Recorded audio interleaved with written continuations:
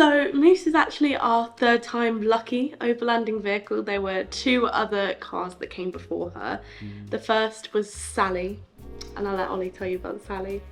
So Sally was a 1999 Isuzu Trooper that had been built out to be, well, basically a monster truck. It was so big. It was massive. It was on 35-inch tyres, had a 3-inch body lift, 3-inch suspension lift, and then a 2-inch body lift, so it was just enormous. You had a leg up to get into the passenger seat. It was just on another level. Yes. Anyway, unfortunately that was, well, like, it was a bit of an impromptu purchase. Yes. We didn't really think much about what we were buying. I saw big monster truck on Facebook. I went, that looks cool. Yeah, so that was a bit silly. Anyway, then we refined our search slightly, and we thought, well, what can we find for cheap?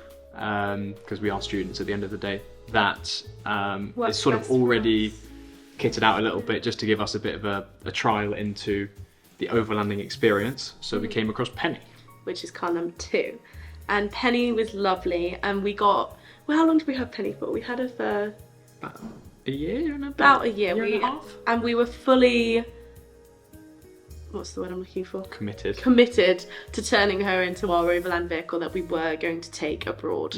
Until we discovered that she had been, you know, her underneath had been sort of patched up poorly. Yeah, well, it had been covered up by this plastic sheeting, and so when we looked at it, we just sort of tapped and it was just big bits of plastic. And then come MOT time, we thought, oh god, what's actually underneath it? And yeah, it was just rust and some more rust. It was rusty. Yeah, which is a shame because it was an excellent car. The interior was lovely. It was super comfortable. The engine was really strong.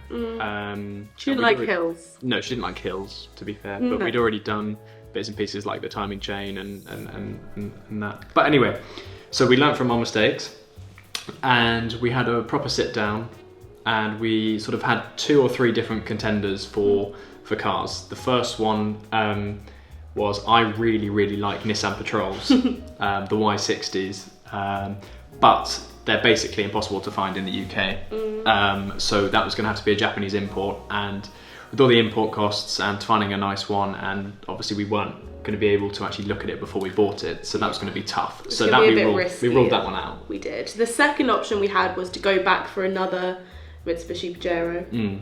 Just because we loved Penny so much, and we thought if we could get one that was in better condition, that would work as well.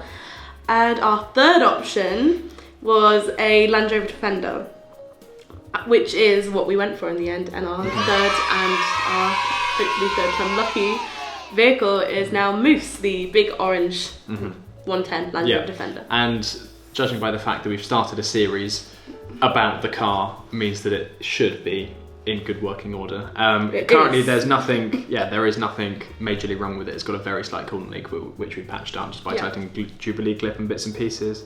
The only real problem at the moment is that it's leaking quite a lot of water, but it's a Defender and it's British, so what can you expect? Can't really ask for any more. Anyway. But that is where we are at the moment. We've got Moose. Yeah.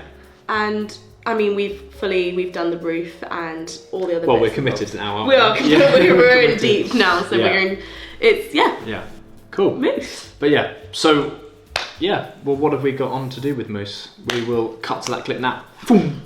So this is the front runner roof rack, which we got off Facebook Marketplace for about £600, and which took 4 people to get it on, which was a bit of a struggle, but we managed it. As you can see, it's not in the best condition, but we've patched it up with some black spray paint, and we think it looks really good on Moose. And this is the water tank, which our friend Louis made for us all the way from France.